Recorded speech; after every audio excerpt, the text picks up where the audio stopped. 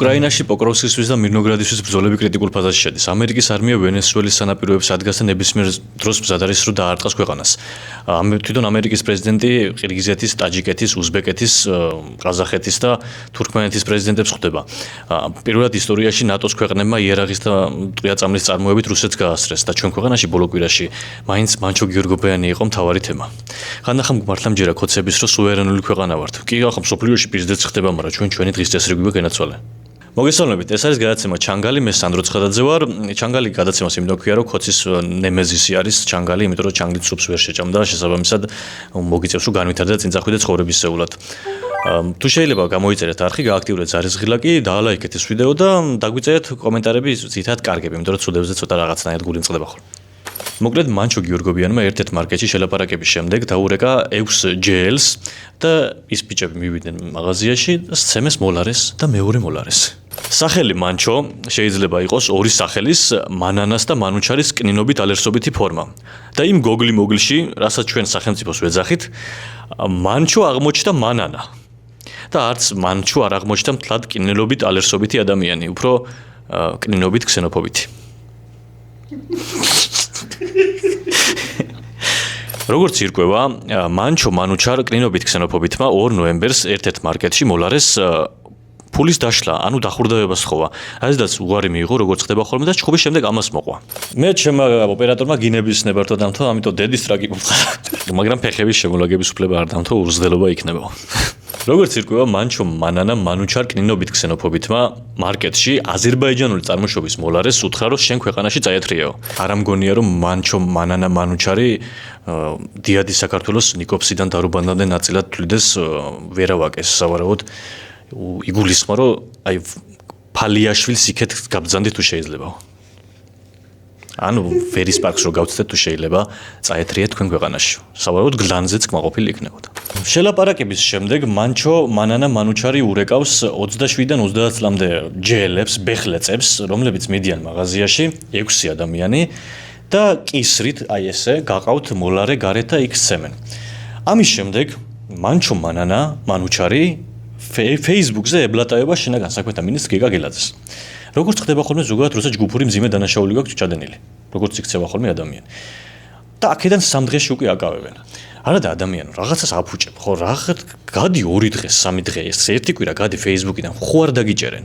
დაანებე TikTok-ი ასხოლე, რაზე ისროკავ თავს Facebook-ის სტატუსის გამო. გააფუჭე რაც გინდა, უბრალოდ Facebook-ს დაანებე თავი და ვინას გერჩის. და ეს ყველაფერი მოხდა ფულის დახურდავების გამო. ნუ არ ვიცი ვერავაკეში როგორი ხალხი ცხოვრობთ ხალხო, მაგრამ ნაშალი ფული იქონიეთ მაინც ჯიბეში ყოველი შემთხვევისთვის. განსაკუთრებით თუ აზერბაიჯანული წარმოშობა აქვს, სულ გედოთ ათლარიანები და წვრილი ფული. ახლა მე მოვსვამ ლიკა ბაკურაძე. მანჩო მანანა მანუჩარმა სასამართლო პროცესზე ეკითხა კამერები სად არის, ჟურნალისტები რატო არ ესწრებიან პროცესს.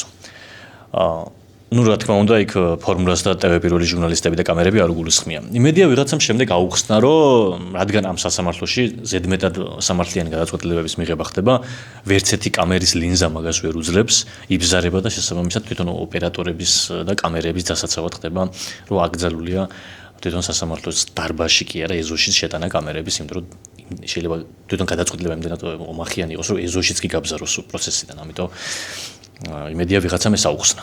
მოკლედ მანჩო მანუჩარ მანანამ ისეთები ლაპარაკა სასამართლოზე, რომ ფსიქიატრიული ექსპერტიზა დაუნიშნეს და ეს ყველაფერი ეს ამბები კამერების გარეშე გამოვიდა იქედან.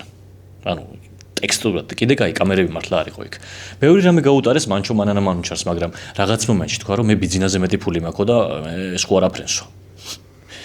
შეიძლება ბავშვებს ცემს და ვიღაცებს აცემინებს მარკეტში და ნორმალურია ფსიქიურად, მაგრამ ეს ბიძინაზე მეტი ფული უკვე ძალიან საეჭვო იყო. მეტი ექსპერტიზა ისე რა საჭიროა, ანუ რაც მაგ პროცესში ხდება, მეტი ექსპერტიზა რა არის. რამე კონკრეტულად რამე ის უნდა MRT უნდა გადაუღო თუ კიდე რამე გამოჩნდება. თვითონ პროცესი არ იყო ექსპერტიზა. მანჩო მანანა მანუჩარის სასამართლო პროცესის დღეს ერთდროულად მანჩო მანუჩარ მანანა და დავით მატიაშვილი იმყოფებოდნენ სასამართლოს შენობაში.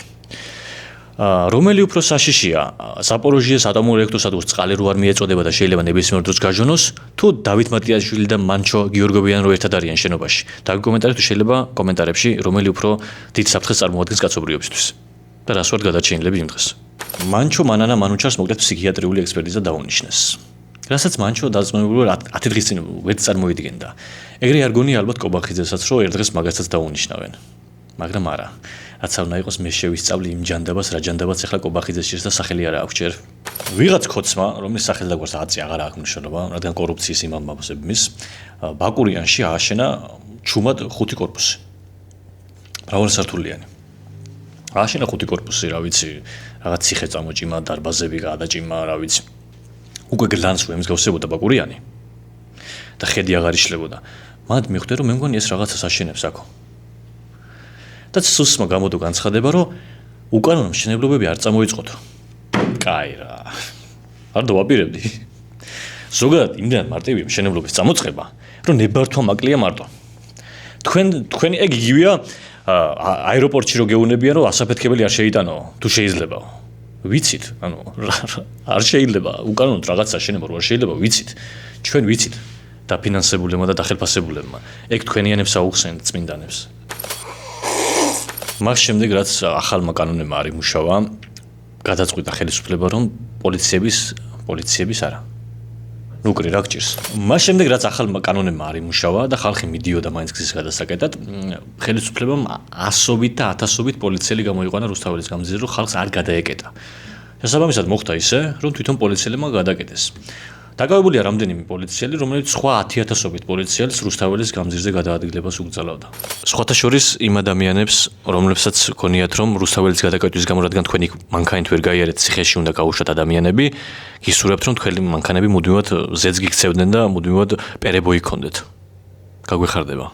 ასევე ბრალი წაუყენეს კიდევ დამატებით 6 თუ 7 პოლიტიკოს თვლა აღარ არის, მაგრამ განსაკუთრებით საგაცილო იყო ყოფილი პრეზიდენტი, მესამე პრეზიდენტი მიხეილ სააკაშვილის ბრალი, რომელზეც პროკურორი ეკითხება, რომ როგორ აპირებდით ბიძინას ვიგენთან ფოტოს გადაღებასო, სელფის გადაღებასო. სავარაუდოდ, როგორც გაირკვა, სააკაშვილს ქონია დაახლოებით 7 კილომეტრის სიგრძის სელფის ჯოხი და ეგრე. იმედია გირაოთი გამოუშვებენ. აი, საერთაშორისო ამბები. დონალდ ტრამპი შეხვდა ვიქტორ ორბანს თეთრ სახლში. სხვათა შორის პოლიტიკურ მიმოხილვას არ დავიწყებ, მაგრამ ზუსტად გეტყვით, რომ ეს იყო ერთ-ერთი შემთხვევა კაცობრიობის ისტორიაში, როცა ორი ყველაზე ყალეპრიჩოსკა იყო ერთდროულად ერთ ოთახში. კარგი, დღეისათვის სულ ეს იყო. გამოიწერეთ ჩვენი არხი, გააქტიურეთ ზარისღილაკი, დაალაიქეთ ეს ვიდეო და იარეთ მეფენ არიმანთან.